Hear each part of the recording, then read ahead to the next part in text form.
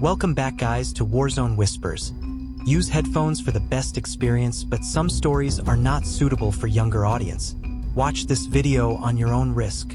And this episode is about U.S. Army patrol is sent into the Appalachian Mountains on a routine night reconnaissance, but encounters something non-human that mimics their voices and shapes. One by one, the soldiers are hunted and replaced until the narrator is left unsure if he's a survivor, a victim, or just another echo the woods created. By the end, even the act of telling the story feels like the creature spreading, infecting the reader with the same terror and pulling them into its trap. If you are new here on channel, hit that subscribe button. Okay, here we go. They say you never forget the place where the world stops making sense. For some man, it's the desert, the jungle, a ruined city. For me, it was a ridge line in the Appalachian Mountains, under a moon that hung too low and woods that swallowed sound whole. I'm writing this now because I have to, whether it's a debrief, a confession, or just a dying man's journal. I can't tell anymore. All I know is this: the night started with orders, nothing more, nothing less. And orders are something a soldier learns never to question, until the orders lead you someplace the map doesn't cover. We were stationed out of forward operating base cut into the mountainside, a haphazard compound of Quonset huts and sandbag guard posts that looked more Vietnam era than anything modern. We weren't supposed to even be there, not officially. Our squad, Recon Team Harrier, was tasked with a night patrol up through one of the ridgelines east of camp to confirm reports of unusual activity. That's all the lieutenant gave us: unusual activity. No names, no intel, no clear threat profile. Just locals whispering about missing livestock, strange howls at night, and this part the LT didn't put in writing: people vanishing. Grab your kit, Harrier.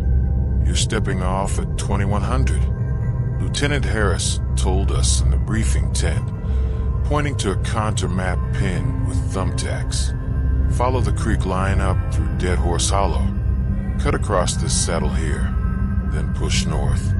Radio silence unless you make contact. Questions. No one spoke up. Not because we didn't have questions. Hell, I had plenty. But because the unspoken rule was simple. Questions slow you down. You take the mission. You gear up. You move out. We prepped in silence. The routine was muscle memory. Plate carriers checked. Mags counted. Optics wiped clean. Radio squelch tested. I ran my hands over my M4, feeling the cool metal like an anchor. 1 magazine chambered. 6 more in pouches across my chest rig. 1 strapped to my belt. Night vision goggles mounted and stowed. IR laser taped. Spare batteries rattling in a side pocket. Camelback half full.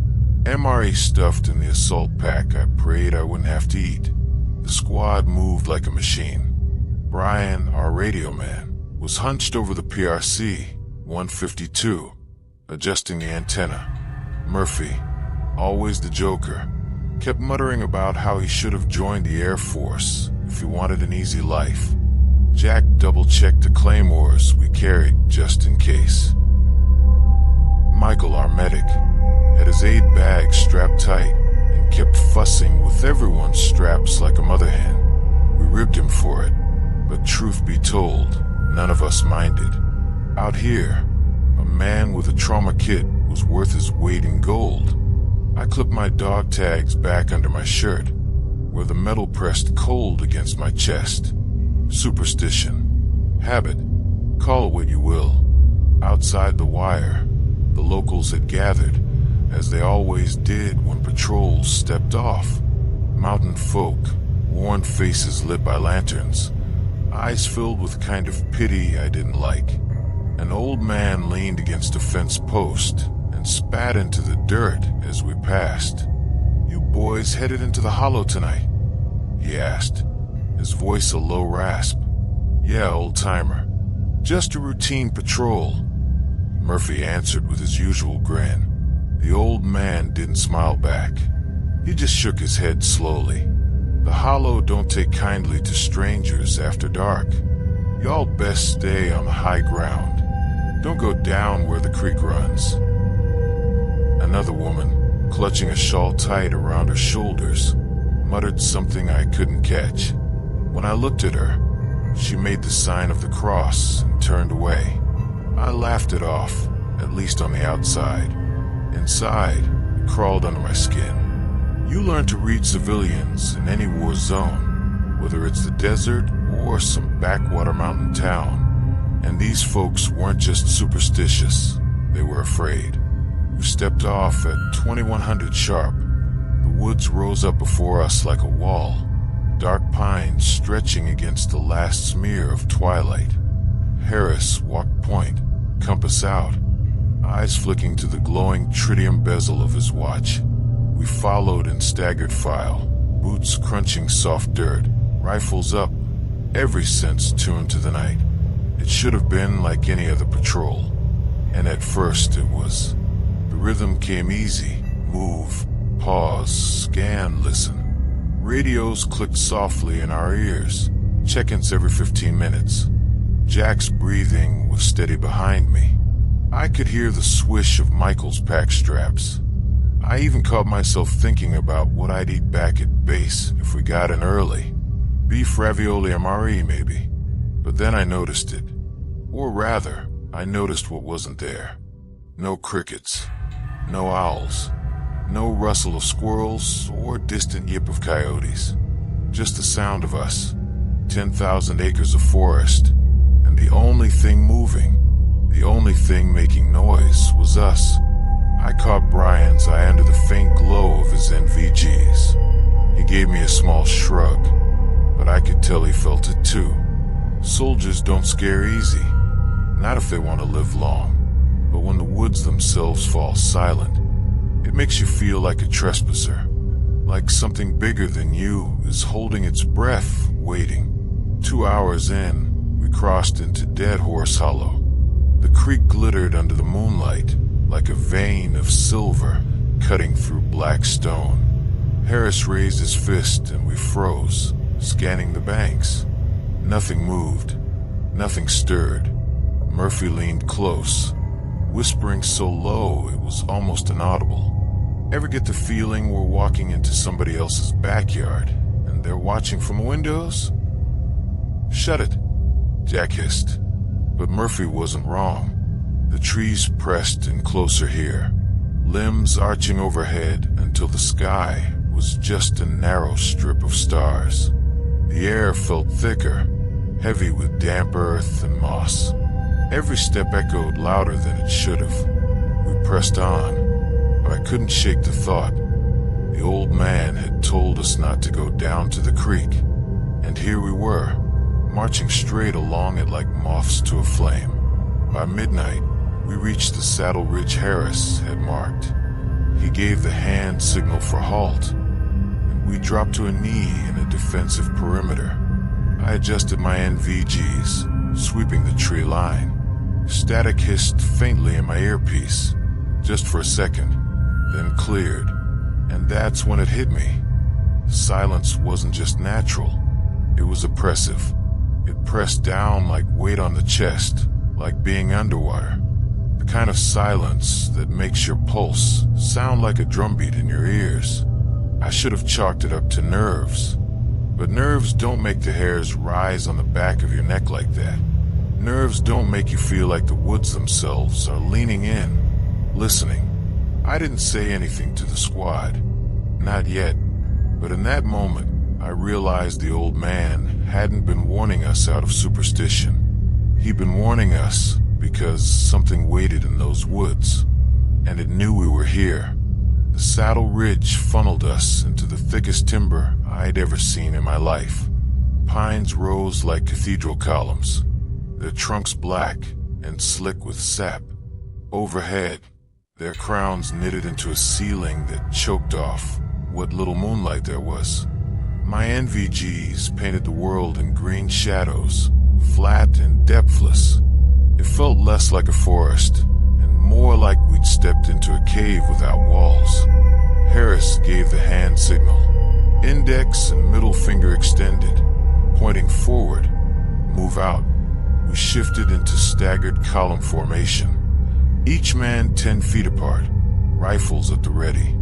In the dark, words are your enemy. Noise gets you killed.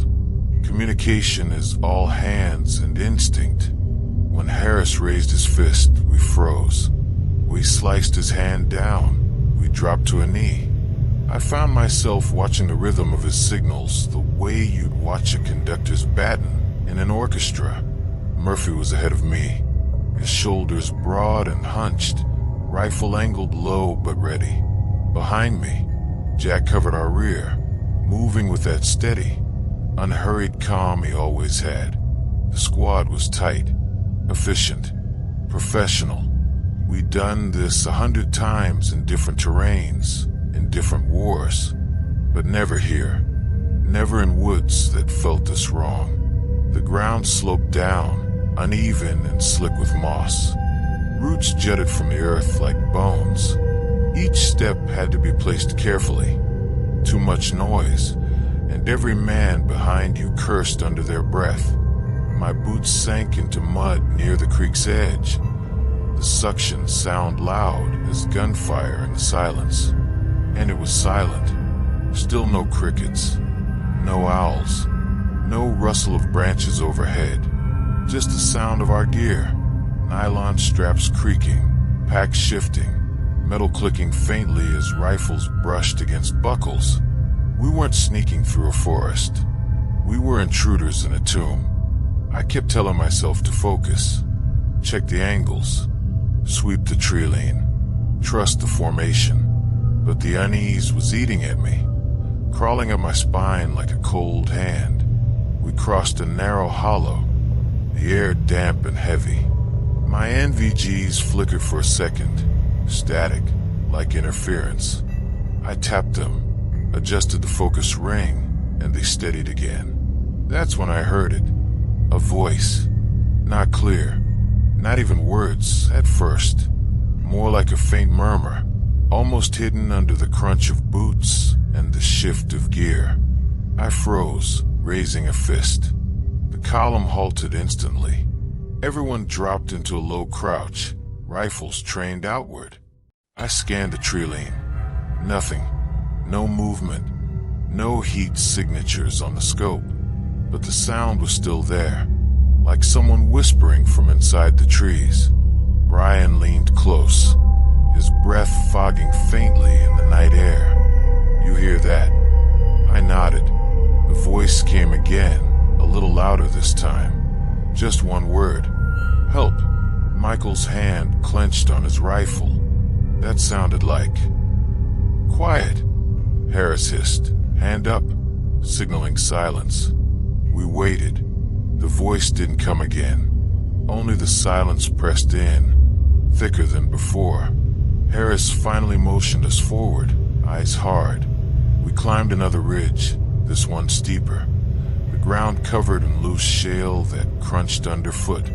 Every sound felt magnified. Murphy slipped once, a rock clattering down into the hollow below, and we all froze again, hearts hammering. Nothing moved. No animal startled. No echo. It was like the forest swallowed even the sound of stone. I tried to shake it off, tried to think like a soldier. It could have been an enemy scout trying to bait us. Could have been a lost hiker, half dead, calling out. Could have been my imagination. That was the worst possibility, the one that scared me most. A soldier can handle an enemy, but if your own senses betray you, that's a war you don't win. The terrain narrowed again into a defile, the walls rising high and close, roots dangling from the earth above like black ropes. Harris gave the hand signal to spread out, and we formed a staggered line as we picked our way through. My rifle tracked the ridgeline above, finger brushing the trigger guard. Halfway through, I heard it again. Not help this time. Not a whisper. A laugh. Low. broken, but I knew the cadence. It was Murphy's laugh, except Murphy was 5 yards ahead of me, his shoulders tense, rifle up. I nearly called out, nearly broke noise discipline to demand if anyone else heard it. But something deep in me, something older than training, kept my mouth shut. The laugh echoed once, then faded. Murphy glanced back over his shoulder, his face pale even in NVG green. He'd heard it too. By 0200, we were deep into the timber. No sign of clearing, no sign of life. Harris called a short halt, signaling a rest. We crouched low, rifles resting across our knees. The forest pressed close on all sides. I pulled a sip from my camelback, the water metallic in my mouth. Brian whispered, just enough for me to hear. Radio's acting up, picking up something. I cocked my head, listening. Through the faint hiss of static, I heard it again. A voice, crackling, distorted, but unmistakable. It was my own, repeating the same thing I'd said at the briefing hours earlier. 1 mag chambered, 6 more in pouches across my chest rig. My throat went dry. Brian's eyes were wide behind his NVGs. You heard it too, right? It's not just me. Before I could answer, Harris cut us both off with a sharp gesture. Enough. Shut it down. Focus on the mission. But how do you focus when the forest is speaking with your voice? We pushed on, deeper into the trees. Every step felt heavier, like the woods were pulling us in. The silence wasn't just absence of sound anymore. It was presence, a weight, a pressure, like the forest was listening, waiting for us to slip. I kept my rifle up, NVG scanning, heart thudding loud in my ears. But no matter where I looked, I couldn't shake the feeling that something just beyond sight was watching us. Not an enemy, not an animal, something that knew us. And worse, something that could be us. The timber closed around us like a mouth, and I knew, without a shadow of doubt, that whatever was in these woods, we weren't hunting it. It was hunting us. We finally set up a short rest near 3 in the morning, tucked against a low ridge where the pines thinned just enough to make a perimeter. Harris picked a spot, a shallow depression with good cover on 3 sides and enough tree canopy to cut our silhouettes from above. Standard operating procedure. Rest for 20, rotate watch, hydrate, stay sharp. Normally, we'd never risk a fire on patrol. Light discipline was drilled into us, but the night was so thick, so suffocating, that Harris relented to a tiny one. Just enough flame to heat a ration pack, nothing more. Michael scraped together a bundle of pine needles and dry twigs, struck his flint, and coaxed a weak orange glow into life. The fire sputtered against the damp, but when the flame finally caught, I almost wished it hadn't, because the light didn't make the woods safer. It made them stranger. The trees nearest the fire stretched long, twisted shadows across the ground.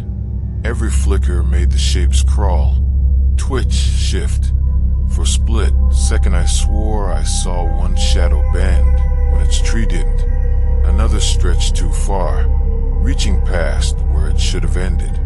My NVGs hung from my helmet, but I didn't dare flip them down again. Some instinct told me it would only make it worse. Murphy sat across from me, chewing on a cold chunk of MRE beef patty, eyes locked on the fire.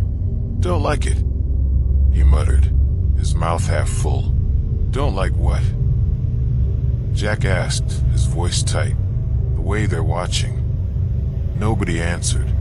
Nobody needed to. We all knew exactly what he meant.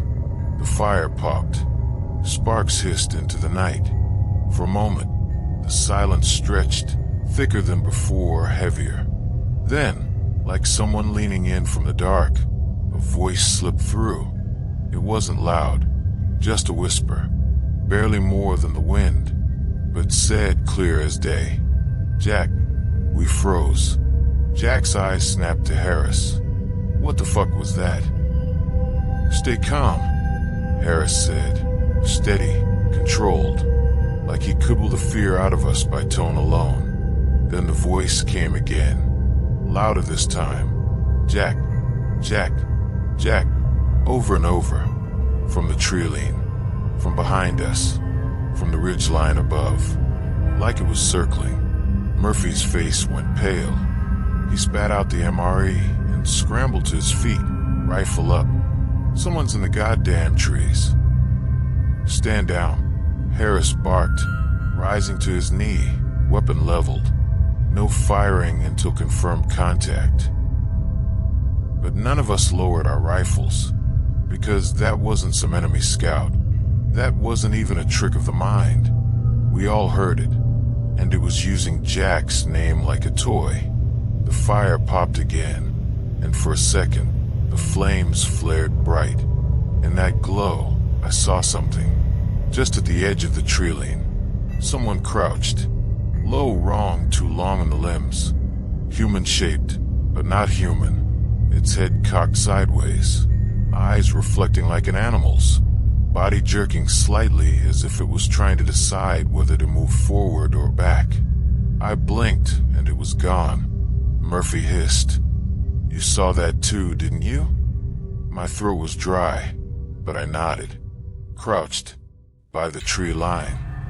His breathing quickened, fogging in the cold air. That wasn't fuck no.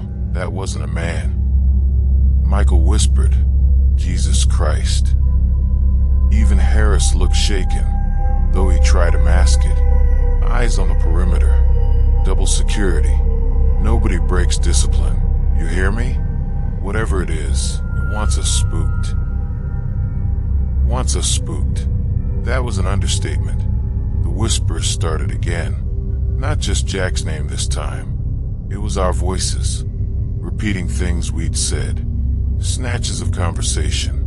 Murphy's laugh, drawn out and broken. Michael saying hydration in a clipped, nasal echo. My own voice muttering. One mag chambered. Every word came back wrong, stretched, slurred, like someone learning to speak by wearing our tongues. Brian pulled his headset off, shaking his head violently. It's in the radio too, picking us up like chatter. Murphy swore under his breath. It's copying us. The fire guttered low, shadows thickening. I tried to steady my breathing, tried to remind myself I was a soldier.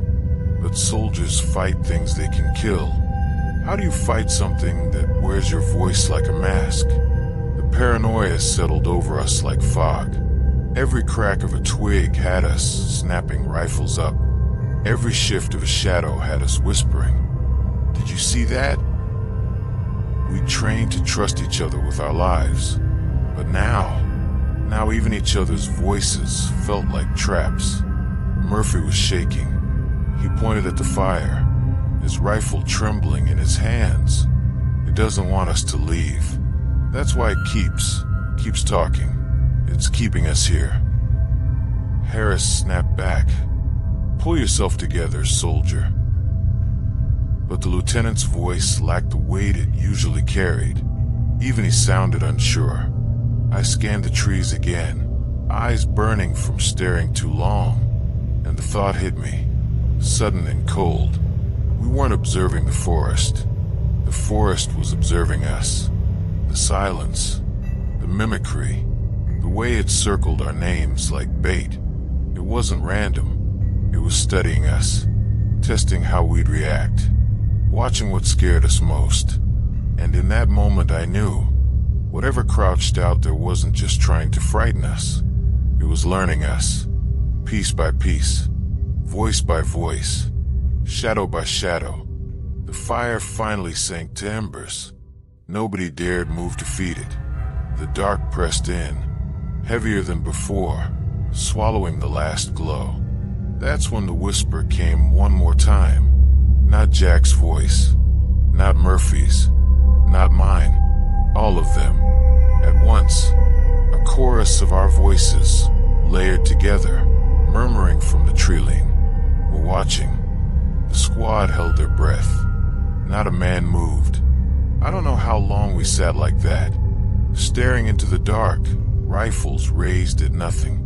But I do know this, we weren't alone. And for the first time in my life, I understood the difference between fear and terror.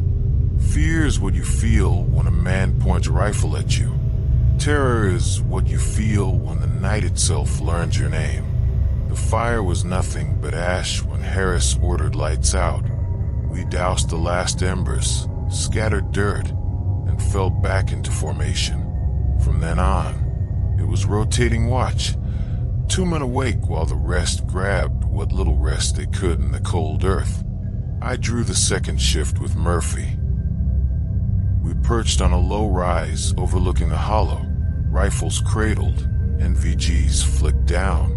Murphy chewed at his lip, jittery as hell, while I forced myself to scan the tree lane like a machine. Quarter sectors, slow sweep, no emotion, just discipline.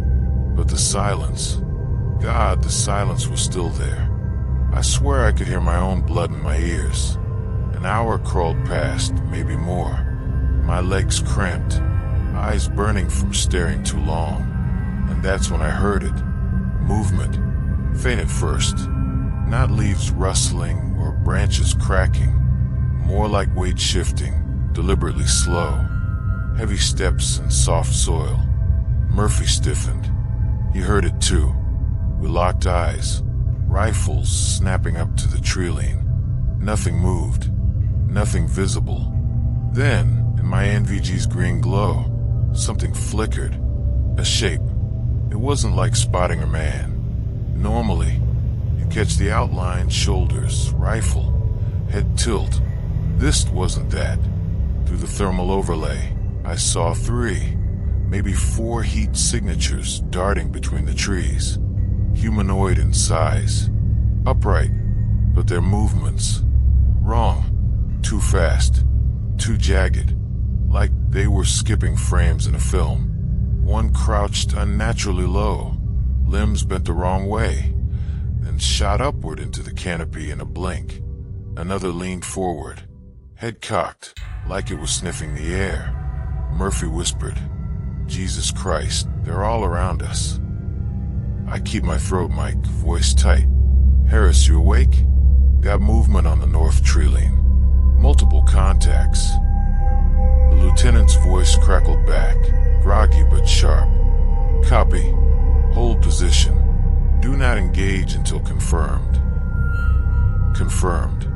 Like there was anything to confirm. The shapes closed in, weaving between trunks, their heat signatures phasing in and out like static.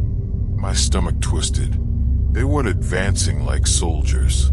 They weren't covering angles. They weren't even moving with purpose. It was like they were playing. Murphy's breath came fast, fogging his NVG lenses. They're watching us again. They know we see them. And then, one of them broke cover. It stepped just far enough into the faint moonlight for me to catch the outline. Humanoid, yes, but the proportions were stretched. The arms too long, dangling nearly to its knees. The head too small, sitting crooked on a narrow neck. Its legs bent slightly backward at the knee, bird-like, but the feet were bare, splayed wide in the dirt.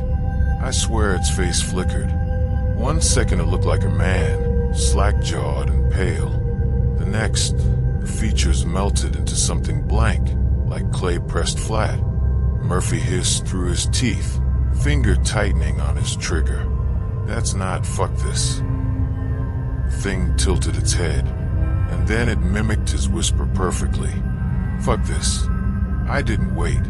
My rifle barked once, muzzle flashed blooming white and NVG green. The round struck center mass. Perfect shot.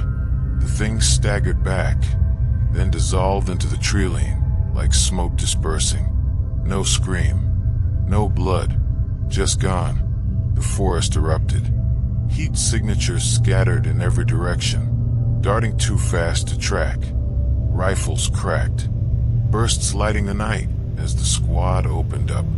The hollow filled with gunfire, muzzle reports slamming against the walls of timber. Rounds shredded bark, splintered branches, but none of them fell. None of them bled. They moved through the barrage like it wasn't even there. Shift fire, shift fire. Harris bellowed, trying to control the chaos. Conserve ammo.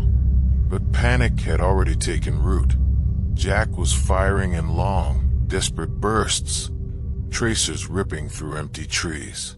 Michael cursed between shots, scanning wildly as shapes flickered past. Ryan kept calling out bearings. 3 o'clock, 6 o'clock, behind us.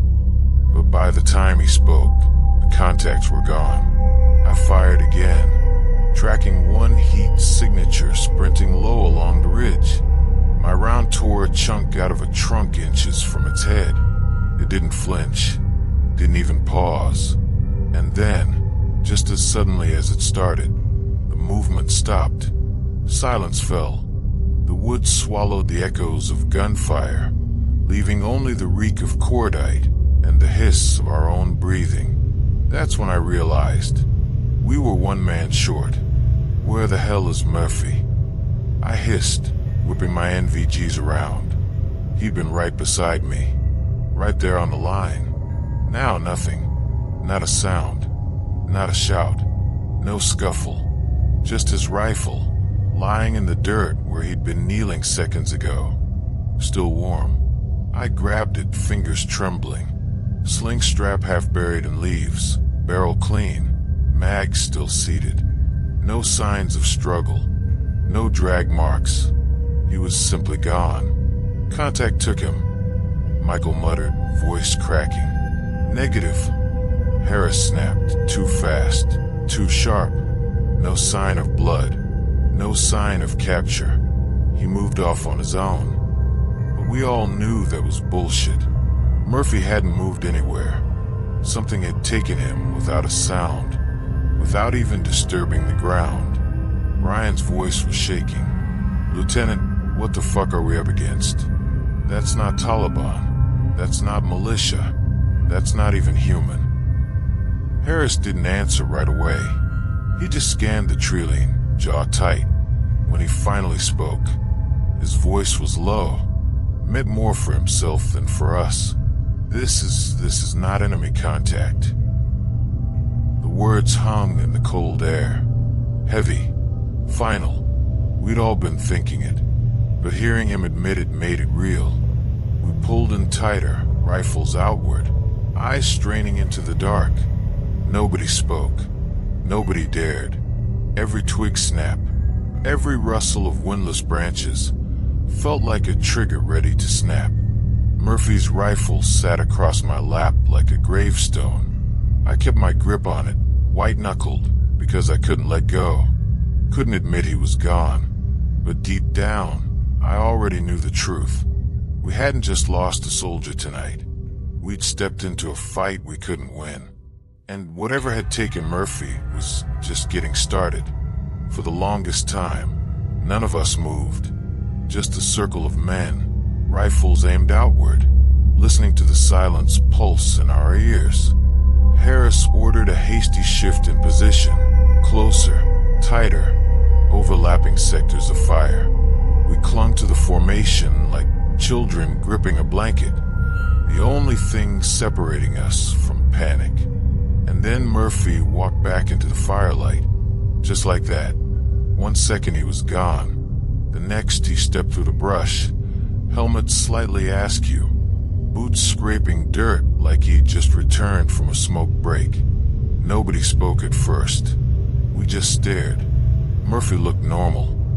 Filthy, pale, eyes a bit too wide, but otherwise unhurt.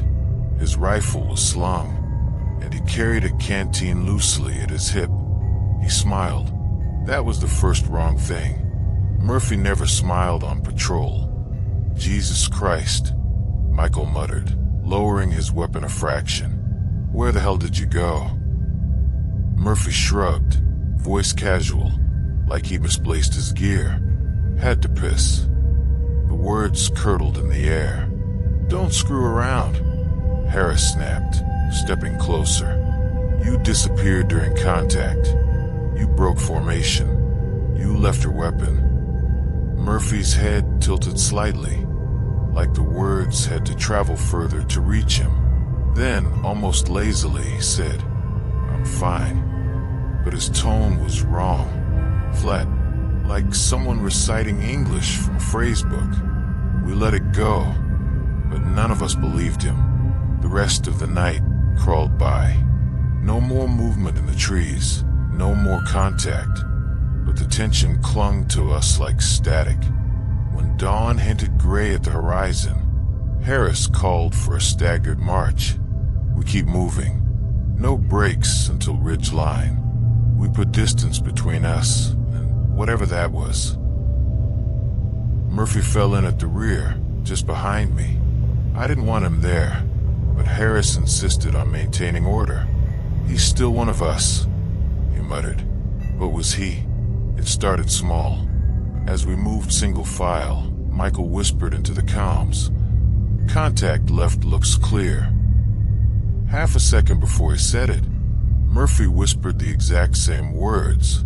Same cadence, same breath pattern. Contact left looks clear.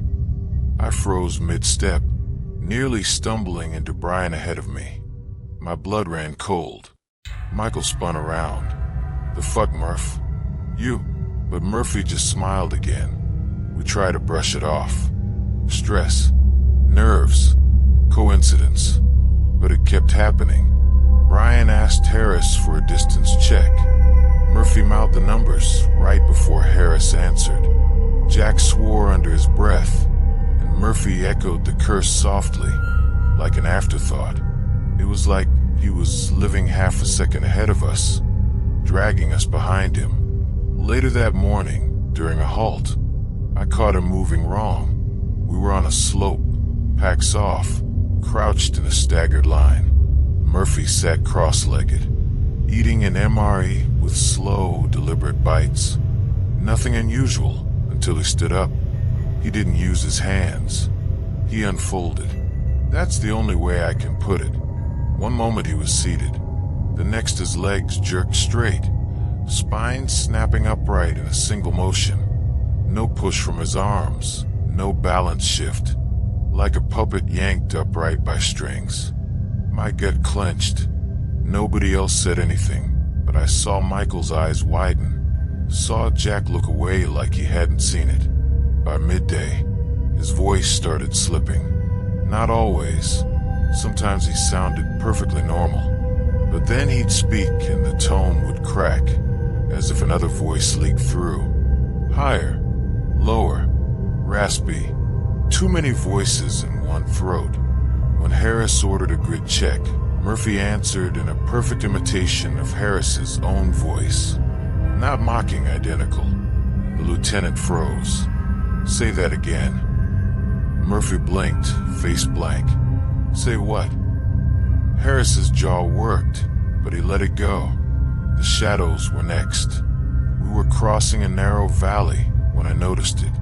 The rest of us threw long, angled shadows across the frosted ground. Murphy's didn't line up. His body leaned left. His shadow leaned right.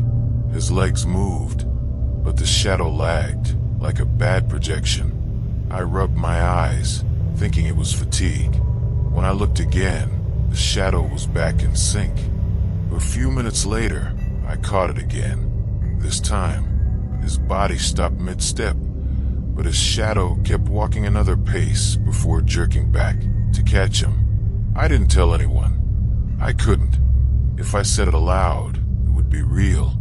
That night, paranoia bled into the squad. We dug into a defensive position near the ridge line. Low scrub giving us visibility, but little cover. Harris tried to keep discipline, but whispers spread fast. Michael finally snapped. He's not Murphy. Whatever came back, it's not him. Murphy looked up from where he was cleaning his rifle. His hands jerked in odd, stuttered movements, too fast and too slow, like he was relearning muscle memory. "I'm fine," he said again, flat, emotionless. Brian swore and spat into the dirt. "Bullshit. I saw you vanish, man. I saw your weapon sitting there. No one walks away from that." Murphy smiled faintly. His lips moved a fraction before Brian's next words did, whispering them in eerie anticipation. "No one walks away from that." Brian went pale. Harris tried to shut it down. "Enough. We keep cohesion. We don't turn on each other." But even he didn't meet Murphy's eyes. The longer we sat there, the worse it got. Murphy started muttering to himself, half-formed sentences, fragments of things the rest of us had said earlier. Sometimes he repeated them backwards. Sometimes his lips moved, but no sound came out. And all the while, that smile lingered. At one point, I caught him watching me. Not with his eyes, with his whole face. Head cocked, body rigid, like he was studying the way I breathed. "Murph," I whispered, "what happened to you out there?" His smile faltered. His jaw trembled. For a moment, I thought I saw something human flicker back. Fear, maybe. Pain. But then his mouth opened, and in my exact voice, tone for tone, he said, "You already know. None of us slept that night. We couldn't." Every time Murphy shifted in his sleeping bag, the movement was sharp, too fast, joints bending wrong. Every time the wind howled through the ridge, we swore it carried his voice with it, whispering words we hadn't spoken yet. We kept our rifles close, our eyes closer, and all of us shared the same unspoken truth. Whatever had come back from the tree wasn't Murphy anymore. Morning came without sunlight, just a dull gray smear leaking through the clouds, washing the ridge in corpse light. My eyes felt lined with grit, my muscles shuddering with exhaustion. None of us had slept. Not really. We just stared at the black shapes of trees until dawn and hoped Murphy didn't move again. Harris called a silent hand signal to move out. We packed up fast, no chatter, no jokes. Our formation was tighter now, weapons always canted outward, eyes flicking between shadows. Murphy trudged at the center like an uninvited guest. He didn't even blink at the muzzle of Jack's M4 hanging inches from his shoulder. The forest was thicker here, pines crowding each other, limbs interlocking like fingers. Deadfall and brush forced us to slow, our boots crunching through the frost. Each step felt like we were walking deeper into a throat. That's when I heard it. Murphy's voice. Not beside me, not in formation, out in the trees. "Corpseman," it whispered, the exact tone Murphy used when he was scared. The same ragged drawl. My stomach turned to ice. I glanced back. Murphy was right there behind Harris, trudging silently, head tilted down. His lips weren't moving, but the voice came again, drifting between the trunks. "Corpseman, help me." Michael flinched. Did you hear that?" Harris raised a fist for halt. Sound off who spoke. Nobody answered. We all just stared into the woods, rifles raised. The voice was faint but clear. It sounded like it was walking parallel to us, weaving between trees, sometimes closer, sometimes further. Brian muttered, "That's Murphy's voice." I swallowed hard. "Murphy's here." Murphy raised his head, expression blank. "I'm fine," he said softly. Then the voice changed. It started using our names. Michael, Jack, Harris. One by one, whispered out of the tree lane. Each perfectly imitated, sometimes overlapping, like two voices on the same radio channel. sometimes backwards, syllables scrambled. We pressed on, hearts hammering, eyes scanning for movement. Every time I thought I saw a flash of gear or helmet out there, it vanished before my focus caught up. The woods weren't just quiet anymore. They were listening. It happened fast. Jack was at the rear, breathing hard. We'd been moving for an hour, deeper into a ravine, when a new voice floated out ahead of us. Low, hoarse, desperate. "Jack, over here. It's Brian. I'm stuck. Need help." We all froze. Brian was right in front of me, clutching his rifle. He spun, face pale. I didn't say anything. But the voice came again. "Jack, over here." This time, it sounded exactly like Brian. Tone, breath, everything. Jack's face crumpled. "He's hurt. I can hear him. He's in the trees." "Negative," Harris hissed. "Stay in formation." Jack's hands trembled on his rifle. "He's calling me." "Jack, that's an order." Jack bolted. It was like he'd been yanked by an invisible hook. One second he was with us. The next he was sprinting into the trees, branches snapping, gear clanking. Harris roared after him, but the forest swallowed the sound. I broke rank, lunging a step toward the direction Jack had gone, but something cold wrapped around my spine. Not physically, just the knowledge that if I followed, I wouldn't come back. We listened. For a heartbeat, there was nothing. Then Jack's voice distant. "I'm here." It cut off. Silence. Then a scream. High, ragged animal. It went on and on, echoing off the trees, until it warped into something unrecognizable. Then it stopped. Just stopped. Nobody moved. Nobody breathed. Michael whispered, "What the hell is this place?" I looked around at the towering pines, at the black seams between them, and for the first time, the words came out of me without thinking. "The woods are eating us." And I believed it. After Jack disappeared, the sightings began. Not full shapes at first, just flickers of motion at the edge of vision. A helmeted head ducking behind a tree, a gloved hand curling around bark, sometimes a whole silhouette, identical to one of us, standing stock still in the distance. I saw myself once. Swear to God, we were crossing a gully when I glanced upslope and saw a man in our camo. Same pack, same helmet, same rifle, my rifle, standing perfectly still with his face turned away. When the wind shifted, he tilted his head, and I swear the shadow of his helmet grinned. I blinked, and it was gone. Brian saw Michael's double an hour later. Said it was pacing him on the ridge, steps perfectly matching his. But the shadow was facing the opposite direction. Even Harris was pale now, sweat freezing on his temples, despite the cold. He stopped issuing orders, except to keep moving. Always forward, never back. Murphy trudged at the center, silent. His lips moved sometimes, like he was tasting the air.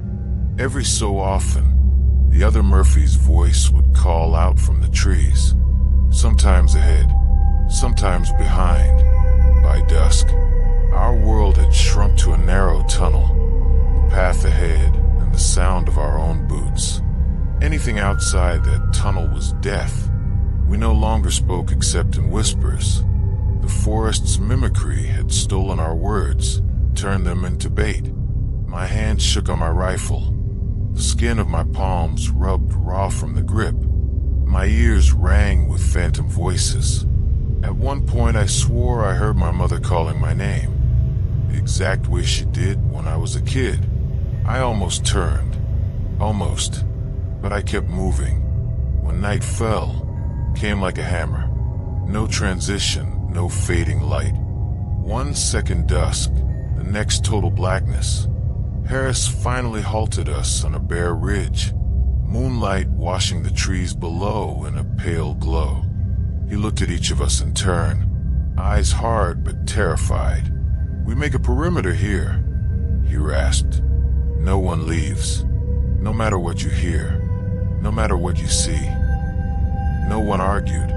We sat in a loose circle, rifles outward, the forest sprawling below like a black ocean. Voices drifted up from the hollows, soft, familiar, calling each of our names.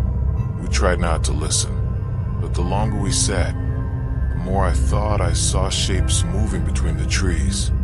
Copies of us, gliding from trunk to trunk, watching.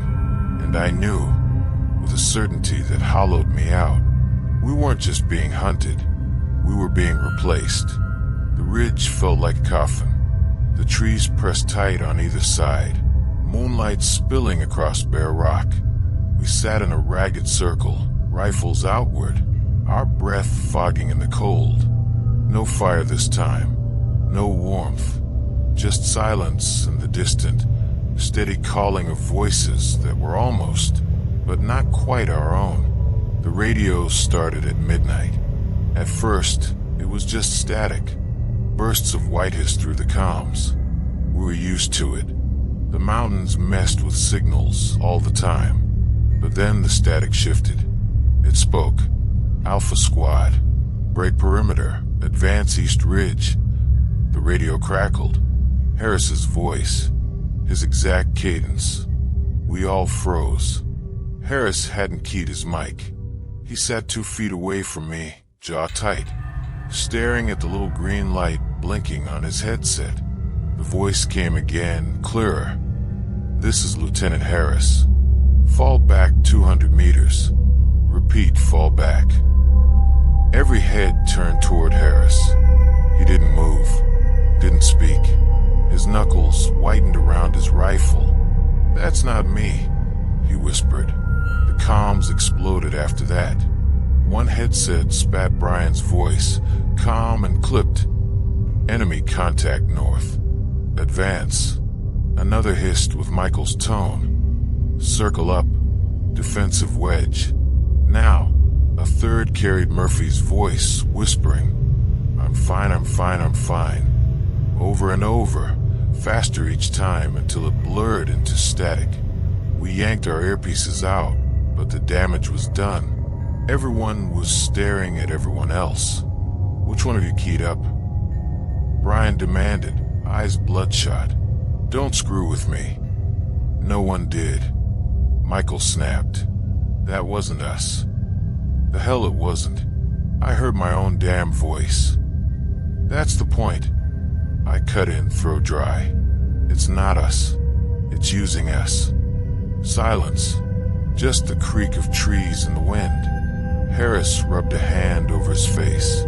His discipline was slipping. His voice shook when he finally spoke. "Ignore the radios.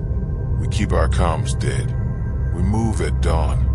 But his eyes were searching each of us like he didn't believe his own words. That was the night the doppelgangers stepped closer. We'd seen them in flashes before, shadows between trees. Our own shapes reflected wrong.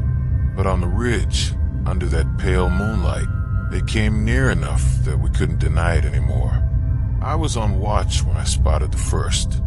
Across the clearing, 20 meters out, a soldier in full kit, helmet, rock rifle, stood there stock still, head tilted like a broken puppet.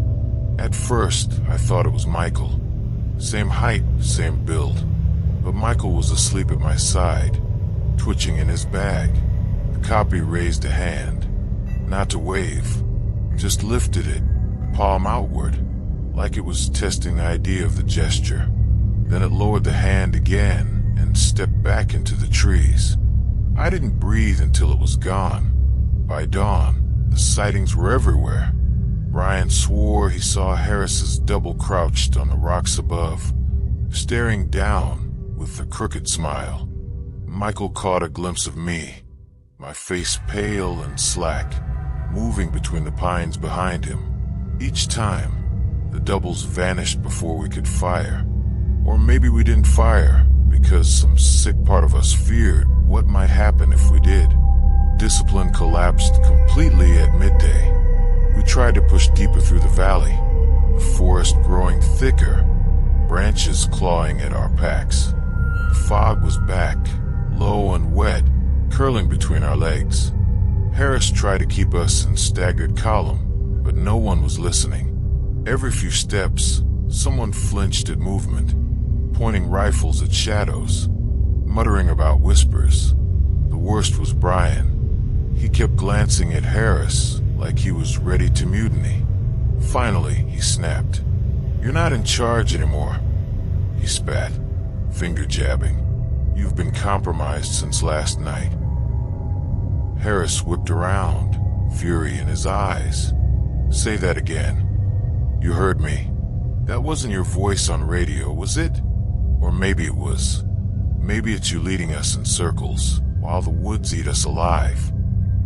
Michael shoved between them, rifle raised halfway. "Both of you, shut the hell up."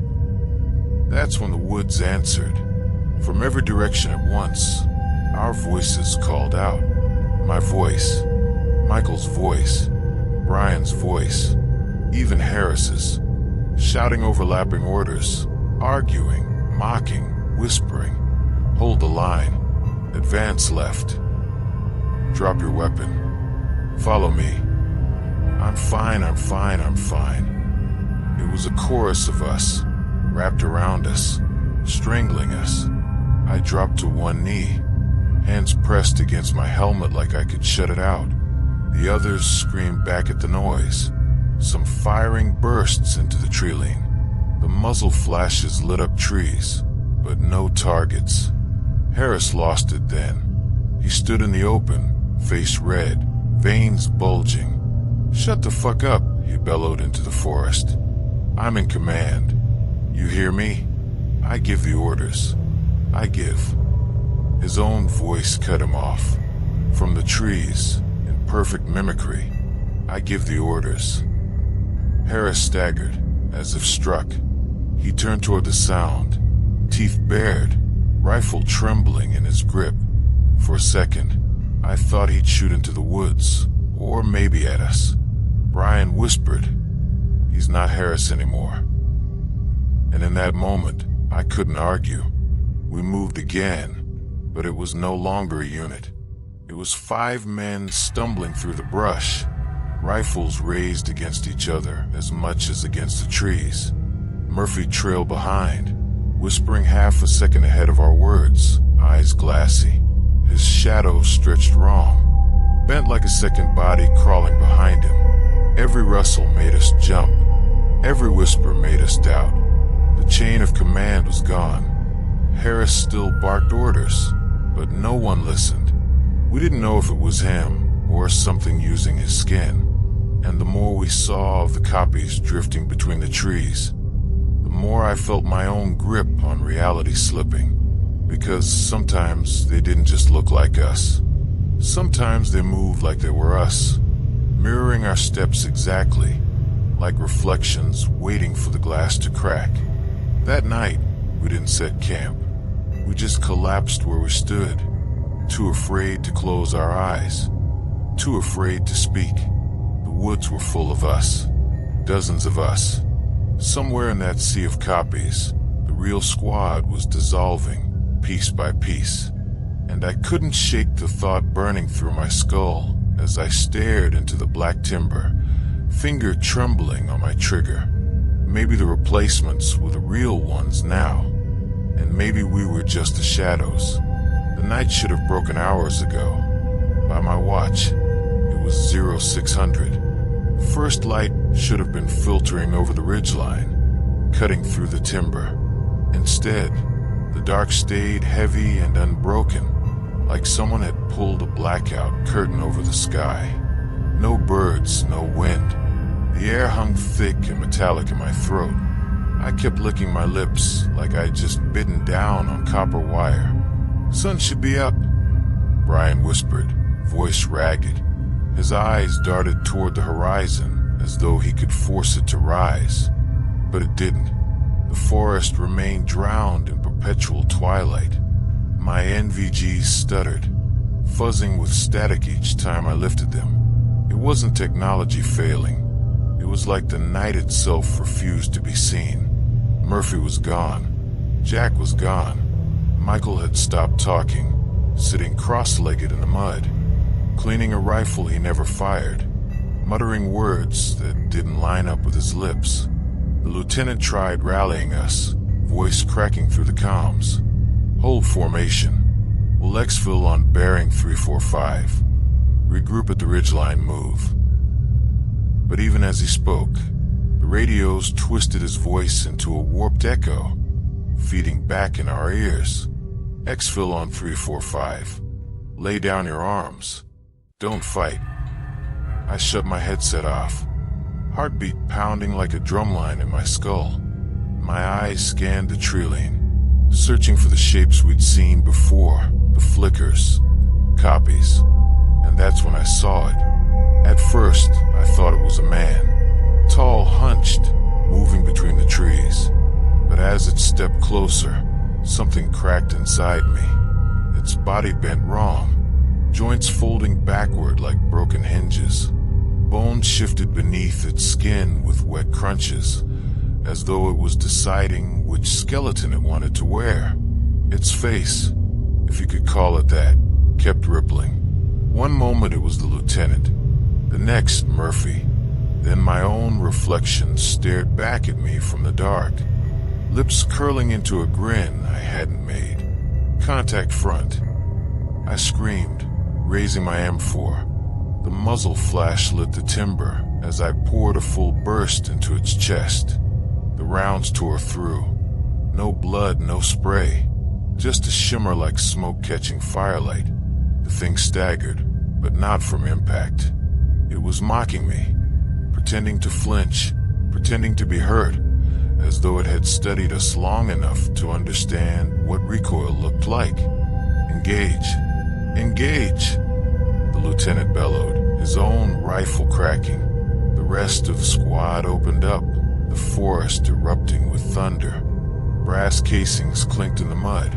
Hot barrels smoked in the cold. We lit the night like it was midday, and still the thing moved. It didn't run. It didn't fall. It walked slow, deliberate, each step snapping bone, twisting sinew, like it was pulling itself into a more perfect version of us. Then came the screaming. Michael vanished first, snatched so fast I only caught a blur of claws and a streak of motion. His voice tore through the dark. Help me. Ryan, for God's sake. Cut off. Choked. Swallowed by the trees. Brian spun toward the sound, broke formation, and sprinted into the dark. Ryan, hold your line. The lieutenant barked, but it was too late. A shadow peeled from the tree-line, and Brian's screams snapped like brittle wood. The forest grew hungry. The sound of it eating echoed between trunks, the tearing of fabric, the crunch of bone. I tasted bile at the back of my throat. The lieutenant fired again, screaming orders we didn't follow. His voice cracked into static. My ears rang with the phantom echoes of commands that weren't his. Stand down. Give yourself over. Lay your weapons here. My mind fractured. I knew that wasn't him, but my body twitched, wanting to obey. Another figure stepped from the brush. It wore Murphy's face. It wore Brian's stance. Its skin rippled, and I swear it was trying to put my gear on, shaping its body to match mine. Stop, I roared, emptying another magazine. My hand shook. The bolt locked back with a hollow click. I fumbled to reload, fingers numb. The lieutenant stumbled beside me, his helmet dangling, eyes wild. We fall back. Ryan fall back. Now. But when I turned to him, another lieutenant stood just behind. Same face, same bloodshot eyes, only its mouth stretched too wide, teeth too long, smile carving across its cheeks. 2 lieutenants, one barking orders, the other grinning like a corpse puppet. I froze, caught between them, M4 raised, but unsure where to aim. That's when the forest erupted. Dozens of them, shapes peeling from trunks, crawling out of the dirt, sliding down branches. Some walked on all fours, bones snapping each time they moved. Some stood upright, faces stolen from us, lips mumbling words we hadn't spoken yet. We were surrounded. The lieutenant opened up, screaming until his throat tore raw, mowing through them in blind arcs. They didn't bleed. They didn't fall. They only drew closer, smoke bodies flickering in the muzzle flash, shifting through faces faster than I could track. And then I saw it, the true form. Behind the copies, taller than the trees, a shape loomed. Its body stretched thin, arms too long, its skull a mass of shifting mouths. Eyes opened and closed across its chest, blinking in rhythms that made my skin crawl. Each time it stepped, the ground quaked, roots shattering beneath its weight. The Skinwalker, it didn't mimic. It didn't need to. The copies were its playthings. This was the original nightmare. It leaned forward, a chorus of stolen voices spilling from its maw. Murphy, Brian, Michael, my own voice, all at once. Ryan, you are already mine. My weapon slipped in my hands. My knees buckled. A scream built in my chest, but it wasn't mine anymore. The lieutenant tried to rally. He threw a grenade, the blast ripping the night apart. Tree splintered, smoke rolled, ears bled. For one heartbeat, the timber cleared. And when it did, I realized the lieutenant was gone. No body, no gear, just silence. I was alone. The copy stared at me, all wearing my face now. Smiles stretching, shadows peeling away from their feet. And I kept writing, my journal pressed against my knee, pen moving though I don't remember starting. I don't know if this is real, if I'm still here, or if the thing is writing through me. The night won't end, the dawn won't come, and I can't tell if I'm still alive. I don't know how long I've been walking. The forest folds in on itself, ridges that should descend only climb again, hollows that empty into more hollows. My compass spins like it's magnetized to the sky. My maps are wet pulp in my pack, useless ink smeared into indecipherable rivers. Every step drags. My boots feel heavier than steel. My hands tremble from exhaustion, but the tremors feel wrong, like they aren't mine, like I'm only watching someone else's nerves fire through borrowed skin. I'm the last one. The forest ate them, one by one. Gunfire, screams, static. Gone, all of them. I keep trying to remember their faces, but every time I picture them, I see my own staring back. Murphy with my mouth, Brian with my eyes, Michael with my voice. Sleep keeps tugging at me. I fight it, but the trees whisper in tones just below hearing, lulling me, coaxing me. That's when I see him. Murphy. He's crouched by a tree, head low, rifle dangling from one hand. His uniform is shredded, fabric black with filth, but it's him. His shoulders, his gait, the scar over his brow. Murphy. My voice cracks the silence. I shouldn't have spoken, shouldn't have given away position, but hope outweighs fear for one fragile second. He lifts his head, slowly, and my blood runs cold. His face is almost right, but not quite. His jaw is too sharp, his eyes too glassy, his smile too wide. The helmet perches wrong on his skull, like it doesn't fit the head underneath. Still he speaks. His voice is steady, too steady. You've been here before. My stomach knots. No, Murphy, this is the first Appalachians. reconnaissance patrol. You remember. But he tilts his head, jerky, unnatural. You never left. The words hit harder than any bullet. The forest bends around us, every tree leaning closer as though listening. I shoulder my rifle, but my arms feel like sandbags. Stay back. I'm not. You've been walking in circles. Murphy cuts me off, smile widening until his lips split. This isn't your patrol anymore. It hasn't been for a long time. I want to scream at him, tell him he's wrong, but my voice dies in my throat, because part of me, some black, festering part, knows he's right. I glance at my rifle. The serial number looks wrong, scratched in letters I don't recognize. I look at my hands. The veins run too dark, too thick, crawling under my skin like worms. Who are you? I whisper. Murphy doesn't answer. He just rises, bone pops echoing like snapped branches, and starts toward me. Step by step, deliberate. I aim center mass, fingers squeezing the trigger. Nothing. Click. Again. Click. I check the mag. It's full, round shining, but the chamber's empty. Like I've been carrying an illusion this whole time. Murphy stops 5 feet from me, head cocked at a grotesque angle. His grin cuts his face like a wound. You're one of us, Ryan. You always were. The woods made you. The woods remembered you. I'm not. My words stutter. My throat locks. I can't breathe. He leans closer, whisper warm in my ear, though he hasn't moved. You've been writing it down, haven't you? Telling the story, feeding it. That's what we do. We echo. We keep it alive. My knees give. I fall into the mud, the journal heavy in my hand.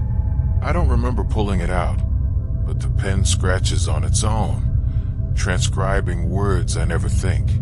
Murphy kneels in front of me. His eyes shine, black pools reflecting me in 100 angles. Look. I look down. The page shows not Murphy, not the lieutenant, not Brian or Michael. It shows me, over and over, written in frantic script. My face scrawled in pen until the page tears. You're not Ryan anymore, Murphy says. His voice warps mid-sentence, shifting through all the others. You're just the next shadow. The woods needed you. Something in my skull splits. Memory fractures. I see the patrol starting again. Gear check, radios, boots on gravel. But it's different. Wrong. I'm standing outside myself, watching a version of me climb the ridge, laughing at Murphy's joke, chambering around. And then I'm watching them vanish into the trees. Which one are you? Murphy whispers. The soldier? The echo? The prey? I scream, a raw, broken sound, trying to drive him back. The woods throw it right back at me. A chorus of screams from every direction. My voice, multiplied, mocking. Murphy only grins wider. You see, you've always been here. You'll always be here. The forest keeps us. My rifle slips into the mud. My body shakes, not from fear, but from recognition. Somewhere deep, I know he's right. The night never ends because it doesn't need to. The forest doesn't want dawn. The forest only wants echoes. Murphy, or whatever he is, steps back into the tree lane. His body blends with the bark, with the shadows, until he's gone. But his voice lingers everywhere, inside my head, outside my head. You never left. The compass spins in my pocket. The journal bleeds, ink across my knees. My own face watches me from every page. And for the first time since the patrol began, I can't remember if I ever was a soldier at all, or just another story the woods wrote down. I don't know if I made it out. The more I try to remember, the more it feels like remembering is the trap. I'm sitting here, writing, but I don't recall pulling out my journal. The pen scratches whether I want it to or not. My hands don't stop. I tell myself I'm in control, but each letter looks less like mine. I keep trying to piece it together like a soldier. Linear, calm, an after-action report. Patrol entered the Appalachian Valley. Contact made. Enemy unknown. But the sentences fracture as soon as I write them. The forest changed us, ate us, replaced us. Now I can't even be sure there ever was a us. I remember Murphy's grin. Too wide, too sharp. His voice, "You've been here before. You never left." I wanted to laugh it off, call him a sick bastard for playing games. But the words burrowed deeper than bullets, because the longer I walked, the more the valley folded into itself. The more I felt like Murphy was right. How many times had I marched the same ridge? How many times had I chambered the same round? Maybe I've been writing this forever. Maybe I'm just another copy the woods keeps making. The worst part isn't what I saw. It's what I hear now, even in the silence. Brian's scream, endless, spiraling, repeating. The lieutenant barking orders in my voice. Michael whispering my name, just outside the tree-line. And when I cover my ears, I still hear them, inside me. I think the forest planted them there. I look at my gear. The serial numbers on my rifle twist when I stare too long, like they were written in a language I almost understand. My compass spins even when I set it down. My watch ticks backward. Nothing is steady anymore. I am not steady anymore. Maybe you think this is just trauma, combat fatigue, a soldier cracking under pressure. God, I wish that were true. I wish I could pin this on adrenaline or sleep deprivation.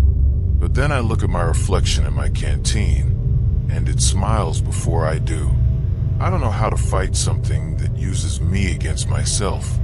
Here's the truth, if truth even matters anymore. I don't know if I made it out of that valley. Maybe I'm writing this from a tent, waiting for evac. Maybe I'm already in the dirt, bones cracked, my skin walking around without me. Maybe I never existed at all, just another voice the woods made to tell its story. Every time I think I'm finished, the pen keeps scratching. The words keep pouring out. They're not mine anymore. And now you're here, reading. That's how it spreads. Through ears, through eyes, through stories. The locals warned us not to go into the valleys at night, but they never warned what happens if you listen. If you hear, by reading this, you've stepped into the same dark I did. Maybe you'll hear it tonight, outside your window. Maybe you'll see your own shadow move a split second too late. Maybe you'll hear your voice whispered back to you in a room you thought was empty. You've opened the same door. I try to tell myself I'm alive, that I made it back, that I'm still Ryan. But every time I write my name, the letters change. The journal fills itself with the word echo, over and over. I don't know if that's who I am now, an echo. The pen won't stop. The forest won't stop. And maybe I don't want it to, because if I stop writing, I'll have to admit it. I never left. I'll end this here, if ending is possible. But if you hear someone whisper your name tonight in the dark, don't answer. Don't look. Don't move.